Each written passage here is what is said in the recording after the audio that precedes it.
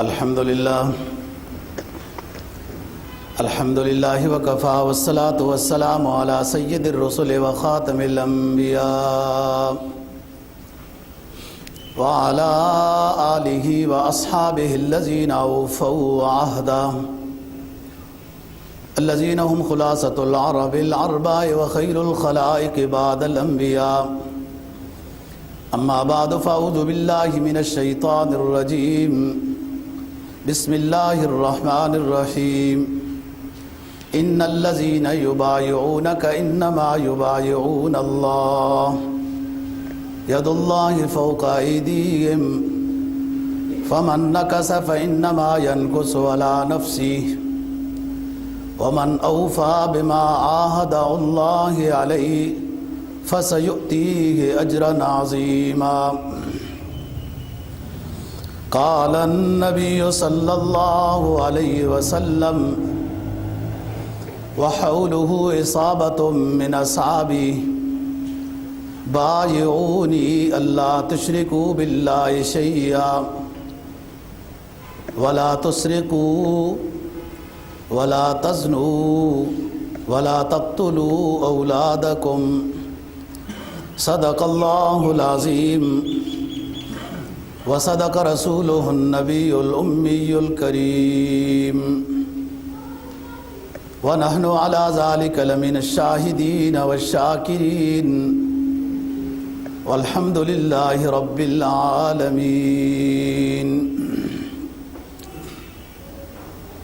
26واں پارہ سورہ فتح کی آیت نمبر 10 اور جناب نبی پاک صلی اللہ علیہ وسلم کا فرمان جس کو امام بخاری اور امام مسلم رحمہم اللہ تعالیٰ نے نقل کیا ہے، آپ کے سامنے تلاوت کیا ہے۔ فرمایا ان الذین یبایعونک انما یبایعون اللہ۔ اے نبی، آپ کے ہاتھ پر حضرات صحابہ اکرام رضی اللہ تعالیٰ عنہم جو بیعت کرتے ہیں، یہ بیعت نفس الامر میں اللہ کے ساتھ کرتے ہیں،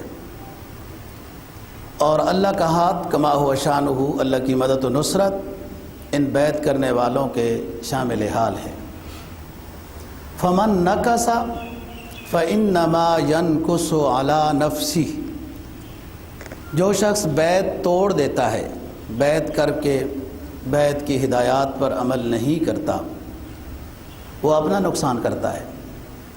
ومن اوفى بما عاهده الله عليه، اور جو شخص اس معاہدے کو پورا کرتا ہے جو بیعت میں ہوا، فَسَيُؤْتِيهِ أَجْرًا عَظِيمًا، اللہ پاک اس کو اجر عظیم عطا کرتے ہیں۔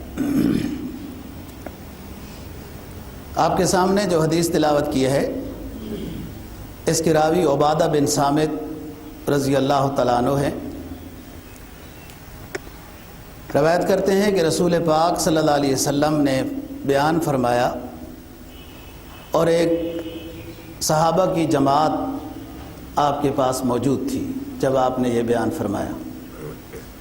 بیان یہ فرمایا بایعونی باللہ، بایعونی باللہ لا تشرکو، بایعونی لا تشرکو باللہ شیئا، لوگوں میرے ہاتھ پر بیعت کرو کہ تم اللہ کی ذات و صفات میں کسی کے ساتھ شریک نہیں ٹھہراؤ گے، اور چوری نہیں کرو گے، اور میرے ساتھ معاہدہ کرو، بدکاری نہیں کرو گے، اور میرے ساتھ معاہدہ کرو کہ اپنی اولاد کو قتل نہیں کرو گے، اور میرے ساتھ معاہدہ کرو، بیعت کرو، کسی پر بہتان نہیں لگاؤ گے، اور بیعت کرو کہ کسی نیک کام کہ بجا لانے میں نافرمانی نہیں کرو گے۔ جس شخص نے اس معاہدے اور اس بیعت کے ان ہدایات کے اوپر پورا عمل کیا، اللہ کے ہاں وہ اجر عظیم پائے گا، اور جس شخص سے یہ گناہ ہو گیا کوئی اللہ نے اس کے گناہ کو چھپایا، آخرت میں اللہ اپنے کاموں کا خود اختیار رکھتا ہے کہ اس کو معاف کر دے یا اس کو سزا دے کر پاک کر کے پھر جنت الفردوس میں داخل کر دے۔ متفق علیہ۔ بات گزشتہ جمعے پر یہ چل رہی تھی کہ نالائق قسم کے کاروباری، جاہل، بے دین، گمراہ قسم کے عامل ہر جگہ، ہر گلی، ہر شہر میں بیٹھے ہیں، اور لوگ بھی ان پر اعتماد کرتے ہوئے ان کے پاس چلے جاتے ہیں، جس سے ان کے عقیدے بھی خراب ہوتے ہیں، عبادات بھی قبول نہیں ہوتی۔ ہاں، قرآن و حدیث کے ذریعے سے کوئی شخص علاج بتاتا ہے امراض ظاہرہ یا امراض باطنہ کا، تو وہ سنت سے، قرآن سے ان کا ثبوت ہے، اس پر عمل کرنا اچھی چیز ہے۔ آج کی ہماری گزارشات میں جو اہم موضوع ہے وہ بیت سے متعلق عرض کرنی ہے۔ ایک تو ہوتا ہے بیت، اہل بیت، اس کا معنی ہوتا ہے گھر، گھر والے، جیسے رسول پاک صلی اللہ علیہ وسلم کے اہل بیت۔ ایک ہوتا ہے بیعت، باع یبیع، بیچنا، چیز کو حوالے کرنا۔ ان اللہ اشتری من المؤمنین انفسهم واموالهم بان لهم الجنہ یقاتلون فی سبیل اللہ فیقتلون ویقتلون وعدا علیہ حقا فی التوراۃ والانجیل ومن اوفی بما عہد علیہ۔ ایمان والے ایسے ہیں، انہوں نے اپنی جانوں کو، اپنے مالوں کو اللہ کے اوپر بیچ دیا ہے۔ اللہ نے ثمن کیا دیا؟ دیکھو نا جی، کوئی چیز بندہ یہ رومال بیچتا ہے تو اس کے بدلے میں ثمن، پیسہ کیا دیا اللہ نے؟ بِأَنَّ لَهُمُ الْجَنَّةِ، جنت یہ ثمن ہے۔ جن لوگوں نے اپنے آپ کو، جان و مال کو اللہ کے لیے وقف کر دیا ہے، جہاں جان ضرورت ہے جان حاضر، جہاں مال ضرورت ہے مال حاضر، جہاں وقت ضرورت ہے وقت حاضر، جہاں اولاد ضرورت ہے اولاد حاضر، تو فرمایا، اللہ کہتے ہیں میں خریدار ہوں ان کی جان و مال کا، میں خریدار ہوں، اور بدلے میں جو ثمن دیا جا رہا ہے بِأَنَّ لَهُمُ الْجَنَّةِ، جنت ہے۔ یہ بے ہے، باع یبیع، عین کے ساتھ، چیز کو بیچنا، حوالے کرنا، اسی میں بیعت کا لفظ ہے، بیعت کا لفظ ہے۔ جو لوگ کسی نیک اللہ والے کے ہاتھ کے اوپر ہاتھ دیتے ہیں اور بیعت کرتے ہیں، یعنی اپنے آپ کو حوالے کر دیتے ہیں کہ جو وہ حکم دے گا اس کے مطابق ہمارا ایمان، عقیدہ، عمل ہوگا۔ میں بیعت کی شرعی حیثیت سے متعلق گفتگو کروں گا کہ یہ پیری مریدی، یہ بیعت، یہ خلیفہ، یہ پیر صاحب، یہ ہدایات، یہ تسبیحات، یہ وظائف، یہ خلیفہ، یہ کیا نظام ہے، یہ کیا چیز ہے، اور اس کا اسلام کے ساتھ کتنا تعلق ہے، اور اسلام سے، قرآن و حدیث سے اس کا ثبوت کیسا ہے۔ سب سے پہلی بات کہ یہ بیعت نبی پاک صلی اللہ علیہ وسلم نے مکی زندگی میں ہجرت سے پہلے بھی ایمان والوں سے بیعت لی ہے، ہجرت کے بعد بھی، مدنی دور میں بھی، مختلف اوقات میں، مختلف امکنہ میں، مختلف احوال میں حضرات صحابہ کرام رضی اللہ تعالیٰ عنہم سے بیعت لی ہے۔ مدینہ میں فتح مکہ کے موقع پر بھی آپ نے بیعت لی ہے۔ یہ بیعت ہوتی کیا ہے، کیسے بیعت لی گئی، اور کیا ہر مسلمان پر کسی شیخ کے ہاتھ پر بیعت کرنا فرض ہے یا فرض نہیں ہے؟ مستحب درجے کی بات ہے۔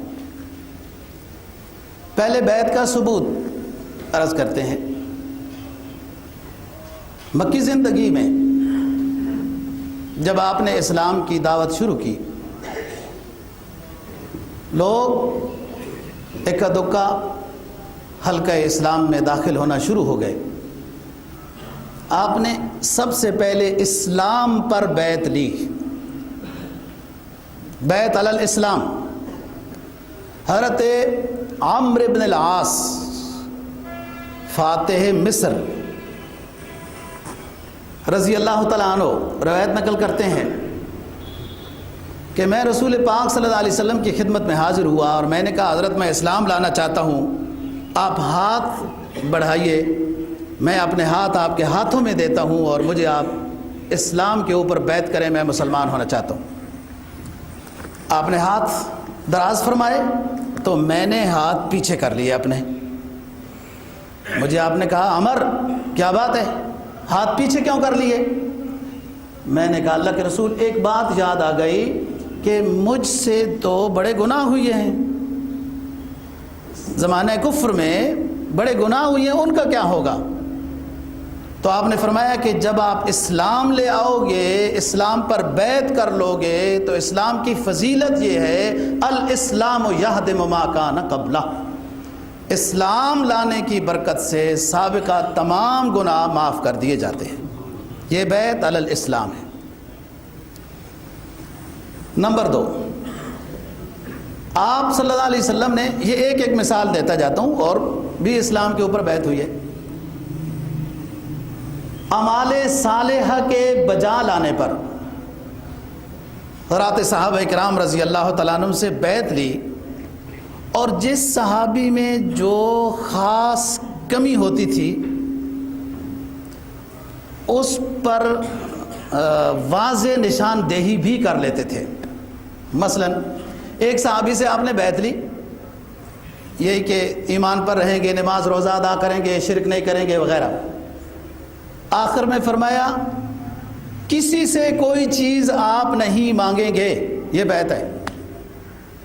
وہ کہتے ہیں زندگی بھر میں نے کسی سے کوئی سوال نہیں کیا، حتیٰ کہ میں اگر سواری پر سوار ہوتا میری لاٹھی گر جاتی تھی، 7 صحابہ موجود، ساتھی موجود ہوتے تھے، میں نے کبھی نہیں سوال کیا، سواری سے اتر کر خود اپنی لاٹھی لے کے پھر اوپر جاتا تھا، کیونکہ نبی پاک صلی اللہ علیہ وسلم نے مجھ سے جو بیعت لی تھی اس میں یہ خاص بات تھی کہ کسی سے سوال نہیں کرنا۔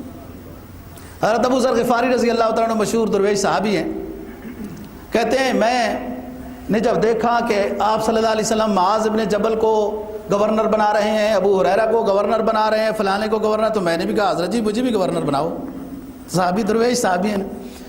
آپ نے کہا ابو ذر بات یاد رکھو، میری یہ آپ کے ساتھ معاہدہ اور بیعت ہے کہ کبھی زندگی میں آپ نے حکومتی عہدہ قبول نہیں کرنا۔ بس انہوں نے نہیں کیا قبول، کہ آپ نے یہ میرے ساتھ شرط لگائی تھی کہ ابو ذر کبھی بھی حکومتی عہدہ قبول نہیں کرنا، کیونکہ یہ درویش صحابی تھے، ان کے مقام ترتیب کچھ اور تھی۔ اس لیے تو عثمان غنی رضی اللہ تعالیٰ عنہ سے ناراض ہو گئے تھے کہ آپ اتنی خوبصورت مسجد کیوں بنا رہے ہیں، آپ صلی اللہ علیہ وسلم کے زمانے میں تو سادہ مسجد تھی۔ یہ کچھ اس طرح کے رنگ کے اللہ والے مختلف ان کے احوال ہوتے ہیں۔ تو میں بات کر رہا ہوں اسلامی احکام پر پابندی سے عمل کرنے کی بیعت بھی لی آپ نے۔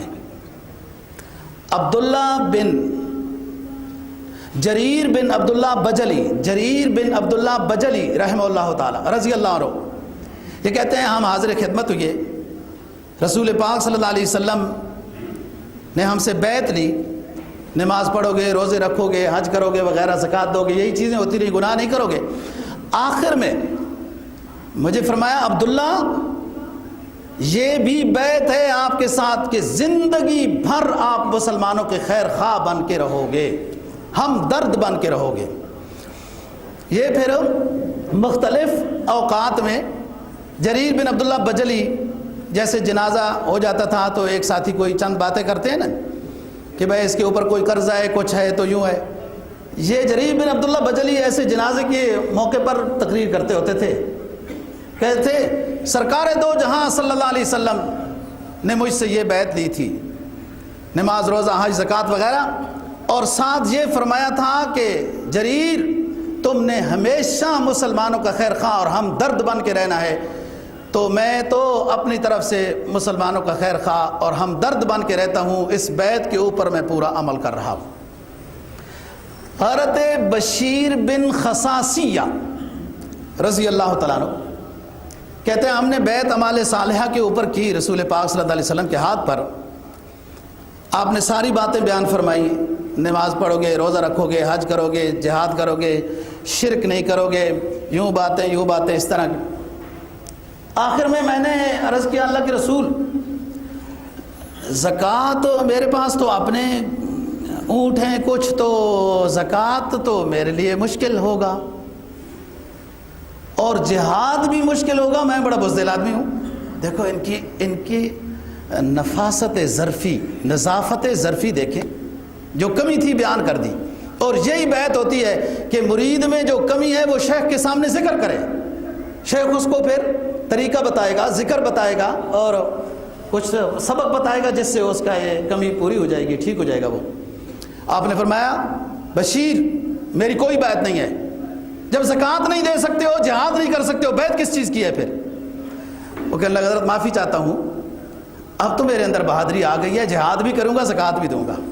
یہ بیعت اعمال صالحہ کے اوپر ہوئی ہے جی۔ بیعت علی الہجرہ، ہجرت کے اوپر بیعت، یہ تیسری بیعت ہے۔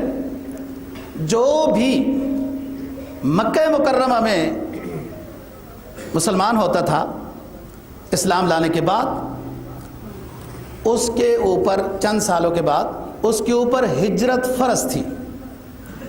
اسی وجہ سے صحابہ اکرام رضی اللہ تعالیٰ عنہ نے حبشہ کی ہجرت کی ہے، اور آپ نے ابو بکر کو ایک دفعہ اجازت دے دی ہجرت کی کہ آپ بھی چلے جاؤ، پھر آپ پر وحی آئی کہ نہیں ابو بکر کو واپس کریں، آپ کو بھی ہجرت کا اذن ہونے والا ہے اور آپ اپنا رفیق سفر حضرت ابو بکر کو بنائیں گے۔ مکہ مکرمہ کی زندگی میں مدینہ کی ہجرت سے پہلے ہر مسلمان پر جیسے اللہ پر ایمان لانا، نبی پر ایمان لانا، فرشتوں پر ایمان لانا ضروری تھا، ایسے ہی ہجرت کرنا بھی ضروری تھا، اور ہجرت کے اوپر بیعت ہوتی تھی، اور بلا وجہ بغیر عذر کے، کوئی عذر نہیں تھا، جس شخص نے ایمان لایا ہو اور ہجرت نہ کی ہو تو اس کا ایمان قبول نہیں۔ یہ ہجرت تھی، ہجرت کی بیعت تھی ہجرت سے پہلے مکی زندگی میں۔ بیعت نمبر 4، مدینہ طیبہ میں آنے کے بعد۔ مدینہ طیبہ سے پہلے ہجرت علی النصرہ بھی ہوئی، چوتھی ہجرت۔ نبی پاک صلی اللہ علیہ وسلم کا ایک حج مشہور ہے جو مدینہ طیبہ سے آپ نے حج کیا اور آخر میں سن 10 ہجری میں حج کیا، اسی کو حجۃ الوداع کہتے ہیں۔ اس سے پہلے سن 9 ہجری میں حضرت ابو بکر صدیق رضی اللہ تعالیٰ عنہ کو آپ نے حج کے لیے بھیجا تھا۔ مدینہ طیبہ سے حج فرض ہونے کے بعد نبی پاک صلی اللہ علیہ وسلم نے ایک حج کیا ہے جس کو حجۃ الوداع کہتے ہیں، لیکن مکی زندگی میں ہجرت سے پہلے آپ صلی اللہ علیہ وسلم جو 13 سال مکہ مکرمہ میں رہے، اس وقت آپ نے 3 حج کیے۔ حج فرض نہیں تھے، حج کے موسم میں آپ حج کے ارکان کے لیے جاتے تھے۔ وادی عقبہ، جس میں جو مینا کی وادی ہے، جس میں آج کل بڑے خیموں کا ایک بہت بڑا نظارہ ہوتا ہے جہاں حاجی ٹھہرتے ہیں، اس کو وادی عقبہ کہتے ہیں۔ اس وادی عقبہ میں مدینہ سے جو لوگ حج کرنے آتے تھے اور اسلام کی بات کر رہے تھے کہ ہم مسلمان ہونا چاہتے ہیں، مسلمان ہوئے بھی، اور درخواست کرتے تھے نبی پاک صلی اللہ علیہ وسلم کے سامنے کہ آپ ہمارے ہاں مدینہ طیبہ میں تشریف لے آئیں۔ یہ 3 دفعہ 3 سالوں میں وادی عقبہ میں نبی پاک صلی اللہ علیہ وسلم نے بیعت علی النصرہ کی ہے کہ میری مدد کرو گے، جب میں مدینہ آ جاؤں گا، جب مجھے اذن ہو جائے گا آپ صلی اللہ علیہ وسلم کو جب اذن ہوا تو 3 جگہوں کی طرف آپ کو اجازت دے دی گئی، ان 2 میں کسی طرف بھی، بحرین کی طرف بھی، شام کی طرف بھی اور مدینہ میں۔ آپ نے مدینہ کو منتخب کیا، آپ کو اختیار دیا گیا تھا کہ ان 3 علاقوں میں سے کسی کو اپنا علاقہ بنا لیں۔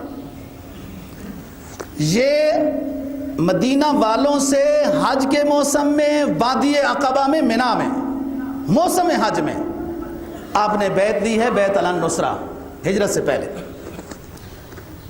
ہجرت کے بعد 5ویں بیعت علی الجہاد ہوئی ہے۔ صحابہ کرام رضی اللہ تعالیٰ عنہ سے بدر کے لیے تیاری ہوئی، آپ نے اختیاری اعلان کیا جو آنا چاہے، جو آئے وہ بیعت کرے جہاد کے اوپر۔ غزوہ احزاب میں، جس میں خندق کھود رہے تھے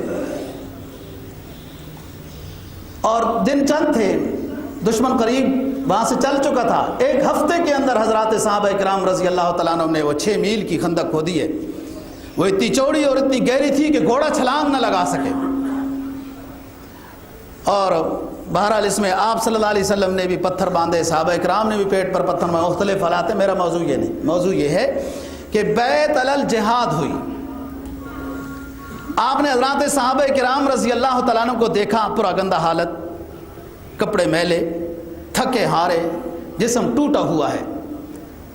تو آپ نے صحابہ کرام رضی اللہ تعالیٰ عنہ کے سامنے ایک جملہ جو شعر بن گیا، ایک جملہ ارشاد فرمایا جو شعر بن گیا، اور امام بخاری نے ان اشعار کو کئی مقامات پر نقل کیا ہے۔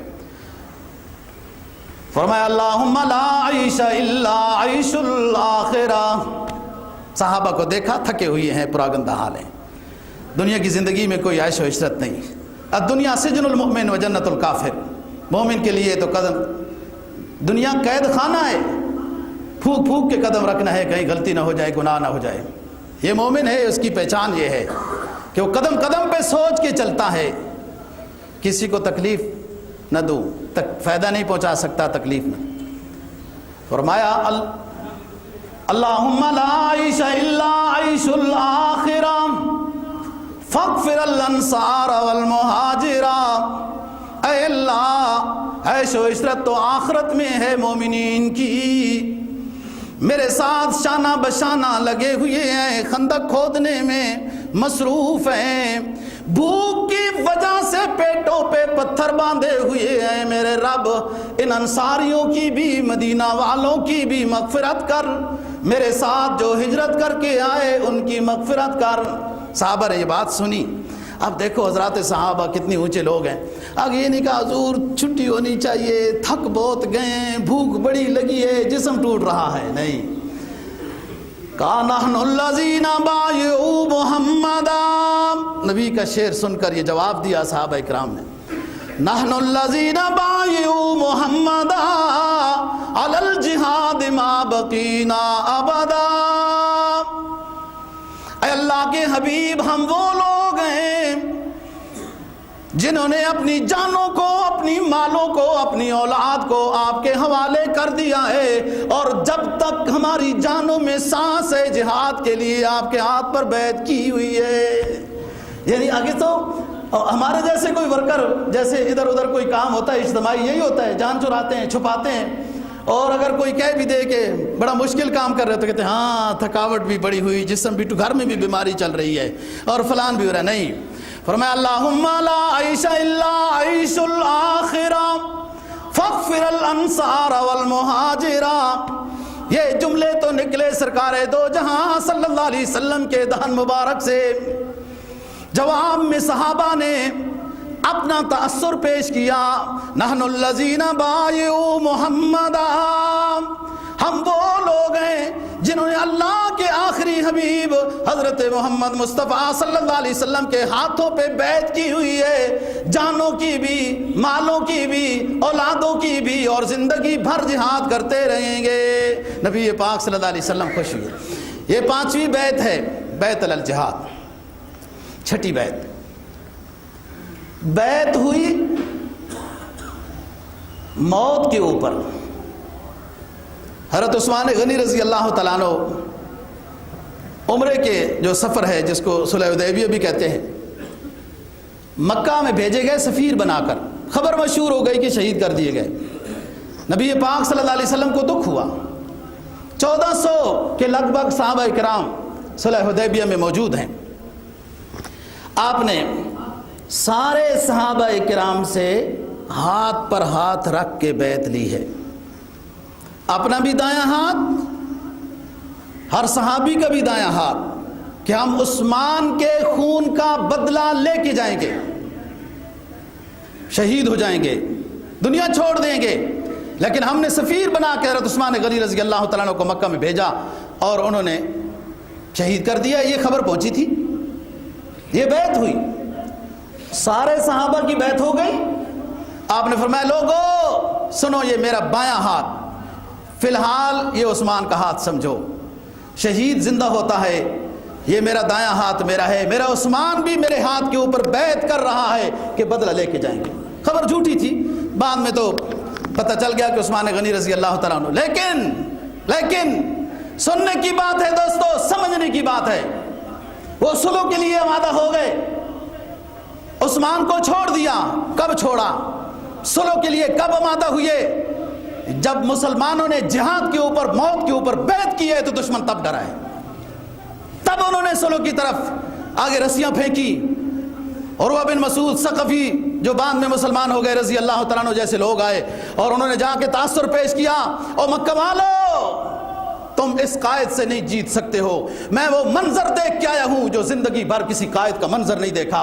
یہ تو ایک جملہ ارشاد فرماتے ہیں، 1400 کے 1400 صحابہ اس حکم کو پورا کرنے کے لیے، جان دینے کے لیے تیار ہو جاتے ہیں، اس قائد سے جیت سکتے ہو؟ اللہ کو یہ ادا پسند آ گئی، فرمایا لقد رضی اللہ عن المؤمنین اذ یبایعونک تحت الشجرہ فعلم ما فی قلوبہم فانزل السکینۃ علیہم واصابہم فتحا قریبا۔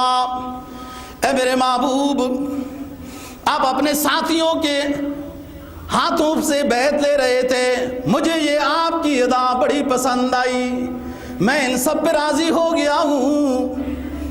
اس میں ابو بکر بھی ہے، عمر بھی ہے، عثمان عن قریب وہ بھی ہے، حضرت علی بھی ہیں، اور صحابہ کرام 1400 کی تعداد میں ہیں۔ اور صحابہ کی عظمت، ان کی تقدس، ان کے احترام کو فراموش کرنے والے بدبختو، یہاں قرآن کا اعلان ہے لقد رضی اللہ عن المؤمنین اذ یبایعونک تحت الشجرہ فعلم ما فی قلوبہم فانزل السکینۃ علیہم واصابہم فتحا قریبا۔ یہ صلح ہوئی، یہ بیعت علی الموت ہے۔ اور بھی بیعت ہوئی، نبی پاک صلی اللہ علیہ وسلم عورتوں سے بیعت دے رہے، بات سمجھنی ہے، کھرے کھوٹے کا امتیاز کرنا ہے۔ حضرت عائشہ صدیقہ رضی اللہ تعالی عنہا راویہ ہیں، ازواج مطہرات میں سے ہیں، فرماتی ہیں رسول پاک صلی اللہ علیہ وسلم نے بہت مرتبہ عورتوں سے بیعت دی ہے، لیکن کبھی کسی غیر محرم کے ہاتھ کے ساتھ ہاتھ نہیں ملایا۔ آج کل کے پیر جو بے پردہ ترتیب سے عورتوں کو قریب بھی لاتے ہیں، پھر کہتے ہیں چہرہ دکھاؤ، کل سفارش کرنی ہے، پہچان کیسے ہوگی؟ جی تمہیں رابعہ بصریہ بنا دینا ہے ولایت کے ساتھ، گناہ کبیرہ کا ارتکاب کر کے یہ مکر اور فریب کیا جاتا ہے کہ تمہیں جناب ولایت کا مقام دیا جا رہا ہے۔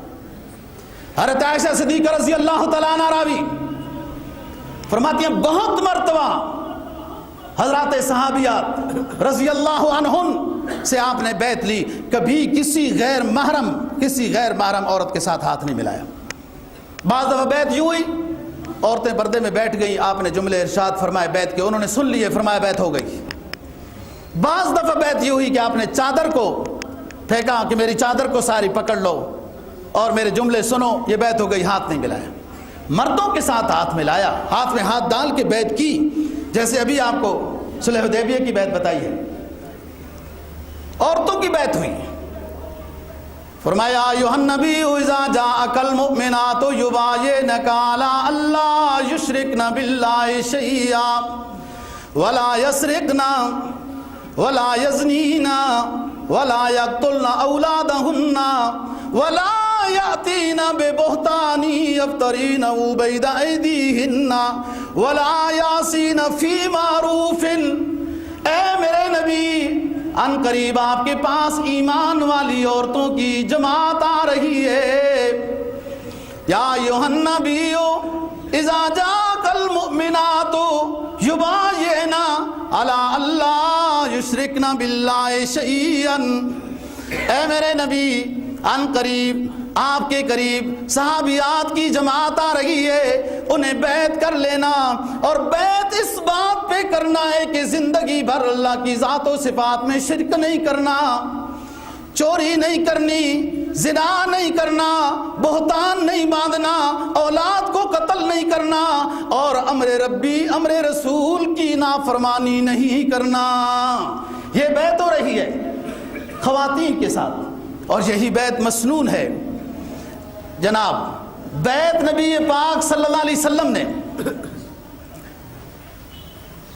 بچوں سے کی ہے، لیکن خاص بچوں کے ساتھ بیعت ہوئی، جبکہ عبداللہ بن ہشام چھوٹے صحابی ہیں رضی اللہ عنہ۔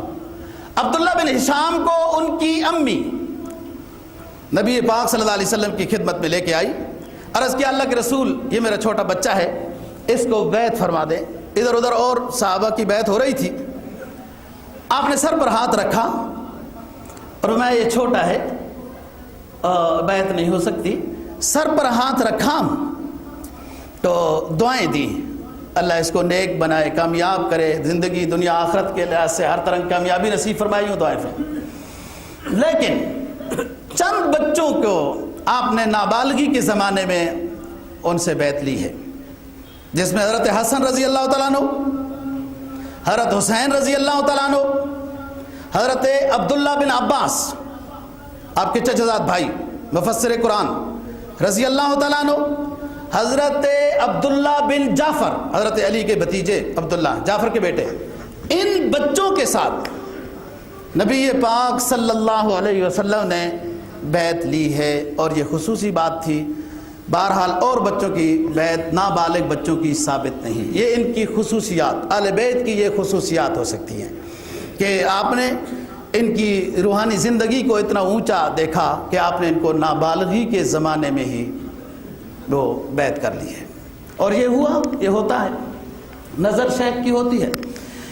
یہ مختلف بیعتیں ہجرت سے پہلے بھی، ہجرت کے بعد بھی، فتح مکہ کے موقع پر بھی نبی پاک صلی اللہ علیہ وسلم نے بیعت لی ہے، صفا پہاڑی کے اوپر چڑھ کر۔ اب تو انہوں نے شیشے لگا دیے نا جی، بعض پیر صاحبان اور جب شیشے نہیں تھے وہ اس پہاڑی کے اوپر جا کے بیٹھ جاتے تھے اور بیعت کرتے تھے کہ اس سنت پر عمل ہو رہا ہے کہ نبی پاک صلی اللہ علیہ وسلم نے فتح مکہ کے موقع پر صفا پہاڑی کے اوپر بیٹھ کر بیعت کی تھی۔ آپ پہاڑی کے اوپر تشریف فرما تھے، جو فتح مکہ کے موقع پہ اوپر مسلمان ہوئے، ہند بھی رضی اللہ عنہ، سفیان وغیرہ، جو بھی،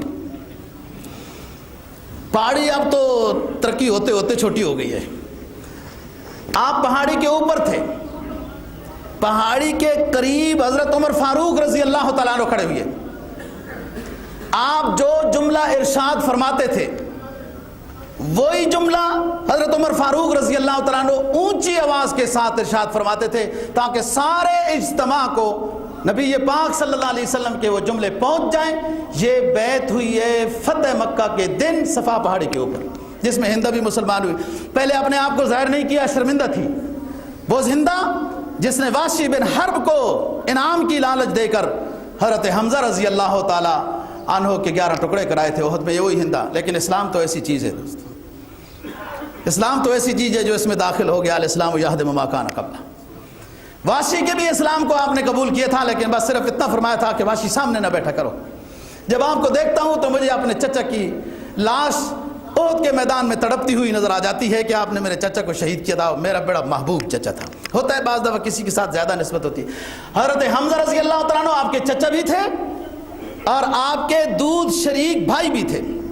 بہرحال 9 بیعتیں، 10ویں بیعت نبی پاک صلی اللہ علیہ وسلم نے ایک بیعت اس ترتیب پر صحابہ کرام رضی اللہ تعالیٰ عنہ سے کی ہے، حالات کے لحاظ سے یہ بیعت تھی کہ جو کچھ بھی ہو جائے، تمہارے اوپر مشکل ہو آسانی ہو،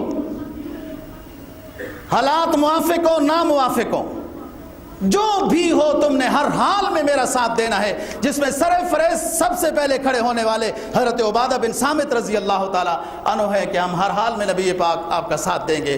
یہ بیعتیں تقریباً میں نے آپ کے سامنے 10 بیان کی ہیں۔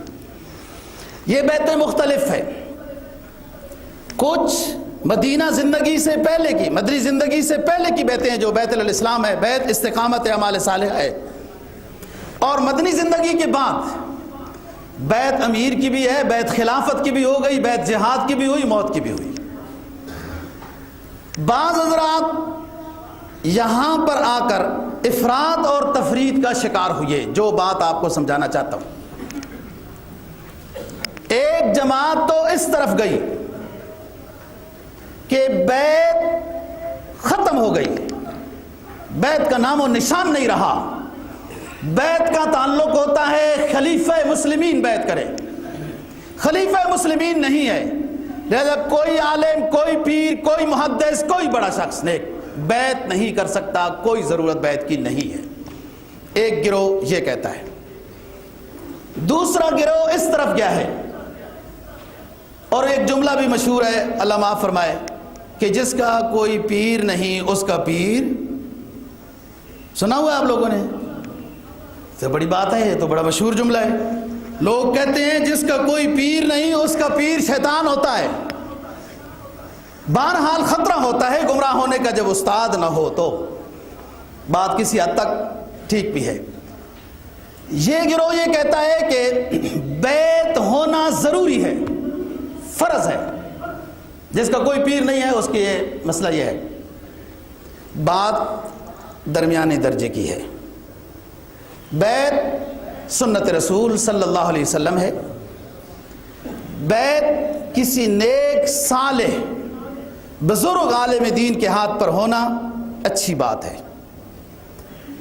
فرض کوئی صوفی نہیں کہتا، صوفیاء اکرام رضی اللہ عنہ اور رحمہم اللہ تعالیٰ جتنے فرض نہیں کہتے، لیکن بیعت فائدے سے خالی نہیں ہے، اور جن لوگوں نے بیعت کا مطلقاً انکار کر دیا ہے ان کے مطالعے کی کمی ہے، انہیں چاہیے کہ حدیث کے ابواب کو ذرا اور کھولیں، دیکھیں۔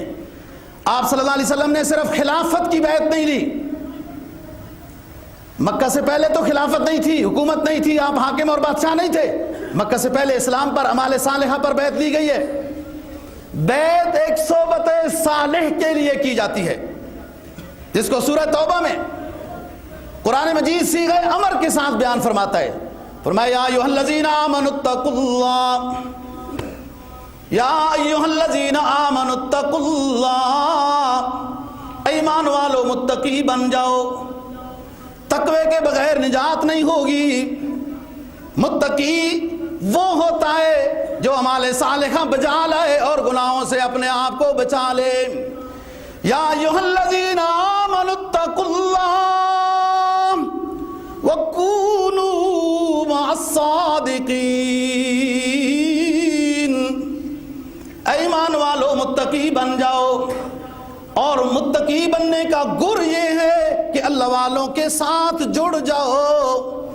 صحبت صالح ترا صالح کند، صحبت تالے ترا تالے کند، اللہ والے کی صحبت تمہیں اللہ والا بنا دے گی، اور برے کی صحبت تمہیں برا بنا دے گی۔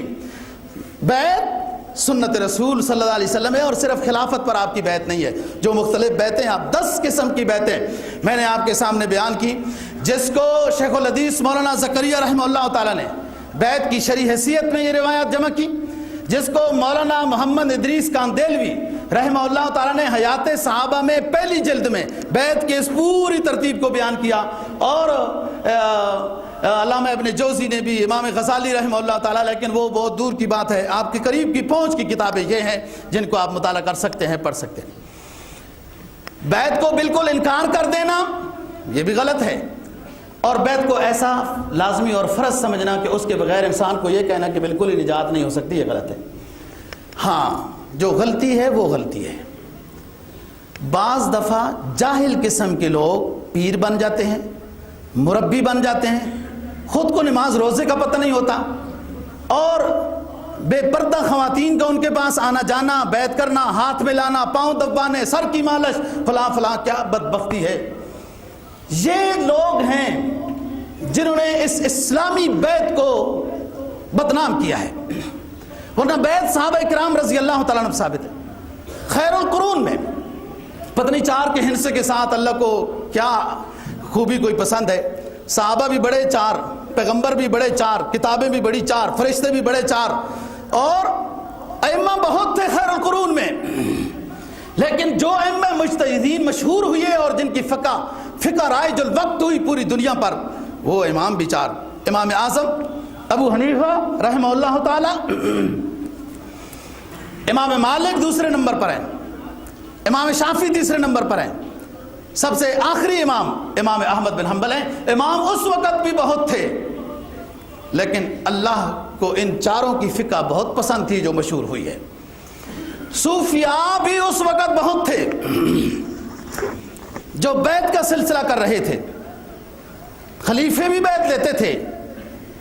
یہی ہو کہ خلافت بنو امیہ ختم ہونے کے بعد خلافت بنو عباس آئی، خلافت بنو عباس کے ختم ہونے کے بعد آخری خلیفہ، بنو عباس کا آخری خلیفہ، اس نے تبرکات رسول صلی اللہ علیہ وسلم خلافت عثمانیہ والے دوسرے خلیفہ کو دے دیے تھے۔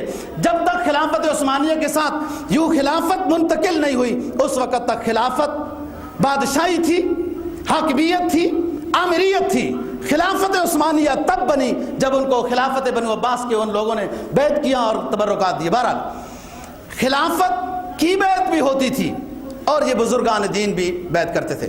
مثلا امام اعظم ابو حنیفہ رحمہ اللہ تعالی تابعین میں سے ہیں، کئی صحابہ کرام رضی اللہ تعالیٰ عنہ کی ملاقات کا شرف حاصل ہے۔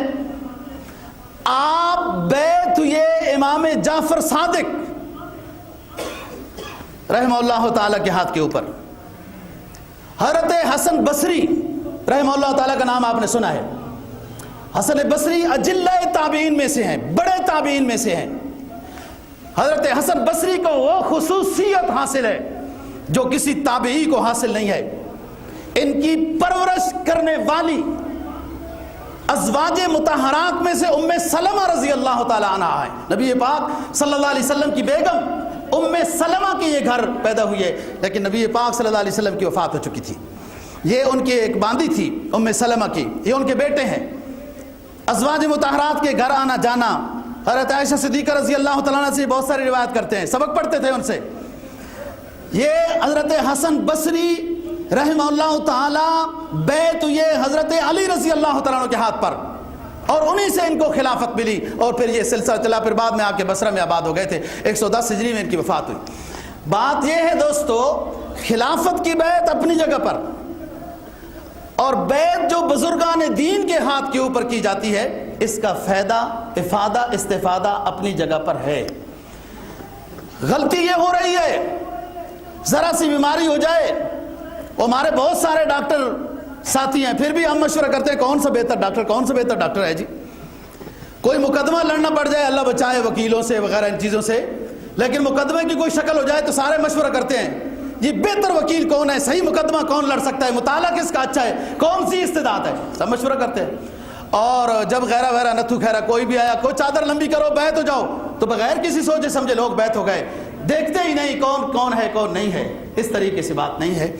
صحیح عالم دین کے ہاتھ پر بیعت ہونے کا فائدہ ہے۔ یا ایھا الذین آمنوا اتقوا اللہ وابتغوا الیہ الوسیلہ وجاہدوا فی سبیل اللہ۔ اللہ کو پہنچنے تک وسیلہ اعمال صالحہ، وسیلہ ذکر اللہ۔ حدیث میں جناب نبی پاک صلی اللہ علیہ وسلم کا فرمان ہے، نیک کی صحبت سے توحید پکی ہوتی ہے، توحید پر ایمان پکا ہوتا ہے، رسالت پر ایمان پکا ہوتا ہے۔ فرمایا من مات وَهُوَ يَعْلَمُ أَن لَا إِلَٰهَ إِلَّا اللَّهُ دَخَلَ الْجَنَّةَ، جو شخص فوت ہوا اور یہ سمجھتا ہے کہ اللہ وحدہ لا شریک، ذات کا کوئی شریک نہیں ہے، جنت میں جائے گا۔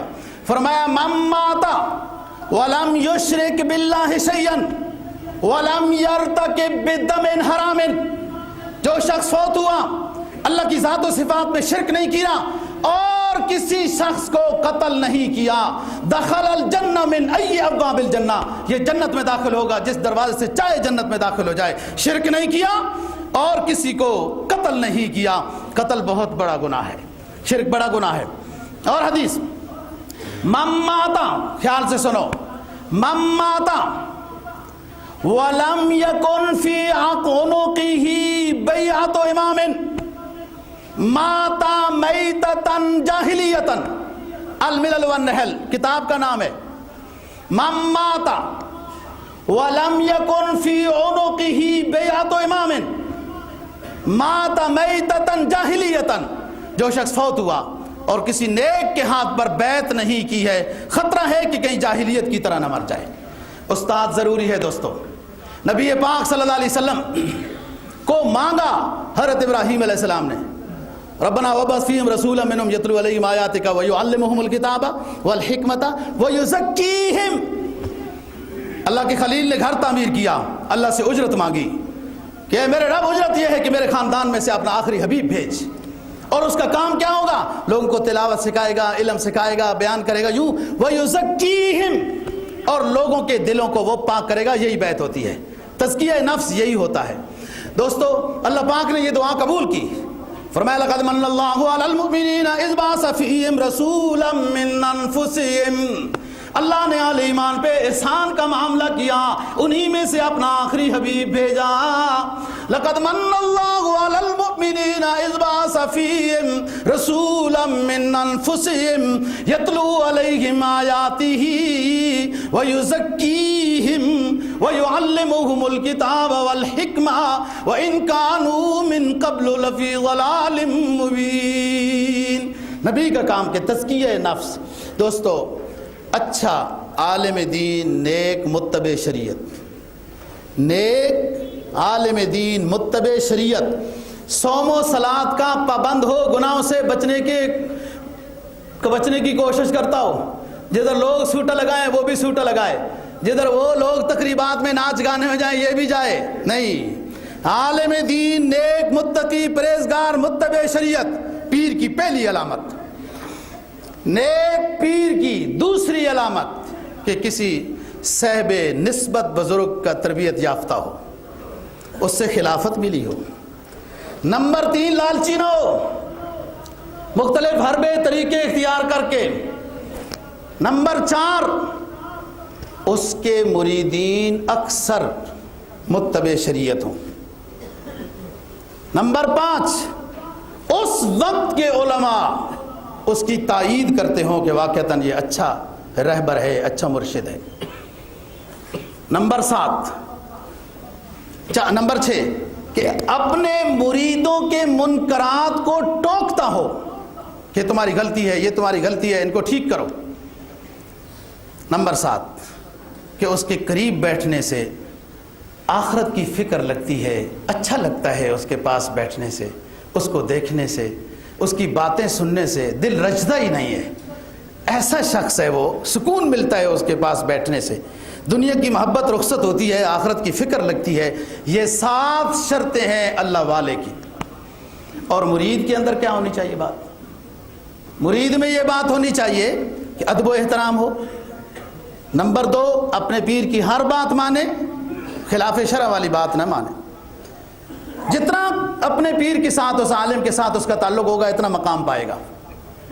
اپنا کوئی نقص، کوئی کمی، کوئی گناہ، کوئی سستی چھپائے نہیں، اپنے مرشد کو بتائے نماز میں سستی ہے، خصوصاً صبح کی سستی ہے، تہجد میں سستی ہے۔ نمبر 5 ادب و احترام کا اتنا خیال کرے کہ اگر پیر سو رہا ہے تو دروازے نہ کھٹکائے، باہر انتظار کرے جب نکلیں گے، جب ملاقات ہو جائے گی۔ اور خلافت کا 7ویں بات، خلافت کا مطالبہ نہ کرے کہ مجھے جلدی خلیفہ بنا دیں، ادھر مقتدی بڑے مجھے پیر بنانے کی فکر میں لگے ہوئے ہیں، تو مجھے جلدی خلیفہ ایسی کوئی بات نہیں ہو چاہیے۔ میں بتا رہا تھا چار چیزیں، اس وقت صوفیاء بھی بڑے مشہور ہوئے بہت زیادہ، لیکن چار کا سلسلہ اللہ کو بہت پسند آیا۔ شیخ عبد القادر جیلانی رحمہ اللہ تعالیٰ، ان کا سلسلہ قادریہ ہے، اور اسی طرح سلسلہ نقشبندیہ جو حضرت ابوبکر صدیق رضی اللہ تعالیٰ عنہ تک پہنچتا ہے، سلسلہ سہروردیہ ہے، وہ ایک بزرگ تھے، یہ تین، اور چوتھا چشتیہ سلسلہ، اور سلسلے بھی بہت تھے، لیکن شیخ عبد القادر صاحب ہوں، حسن بصری ہوں یا کوئی بھی ہوں، سب عالم دین تھے اور لوگوں کی اصلاح نفس کرتے تھے۔ یہ جو ذکر و اذکار ایک ترتیب کے ساتھ بتایا جاتا ہے، کوئی شرک کی بات نہیں ہے، کوئی اپنی طرف سے یہ بات نہیں بتاتے، وہی قرآن و سنت میں جو ذکر و اذکار مذکور ہوتے ہیں ان کو ایک ترتیب کے ساتھ بتایا جاتا ہے مریدوں کو۔ کہیں بندہ اچھا ڈھونڈو گے تو مل جائے گا، اور انشاءاللہ دنیا آخرت سنور جائے گی جب ان کی ہدایات پر عمل کرو گے۔ اللہ دین کی سمجھ اور عمل کی توفیق نصیب